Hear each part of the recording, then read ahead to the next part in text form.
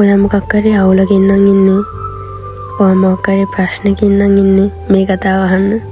හැබැයි ඔයා හැමදාම සතුටින් ඉන්න මිනිසෙක් නම් ඔයාට මේ කතාව වැදගත් වෙන්නේ නැහැ.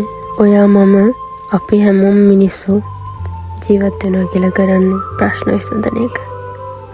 ඉතින් ඒත් එක්කම අපි මහා ගොඩක් සතුට හොයනවා. සතුට කෙසේ වෙතත් පොඩි හරි සැනසීමක් ගෙන දෙයක් කියන්නද? දන්නවද? ඇත්තටම මනුස්සෙට නිවෙන්න තියෙන හොඳම තැනක් තමයි සබහාදම කියන්නේ.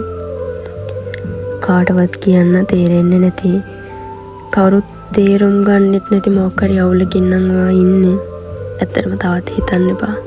විසඳුමක් පේන මානෙකවත් නැත්නම් හොඳම දේ සබහාදමත් එක්ක ජීවත් වෙන එක. පොඩි වෙලාවක් හදාගෙන එළියට ගිහින් පරිසරයත් එක්ක දවස ගත කරලා ඉන්න. ඔයාට ලොකු නිදහසක් දැනෙයි. මතක ඇතුව ඒ හැමතැනම ලස්සන පින්තූර ගන්න. ඉතින් ළමයෝ ඔයාගේ හැම දවසක්ම ලස්සන කරගන්න ඔයාට විතරමයි පුළුවන්.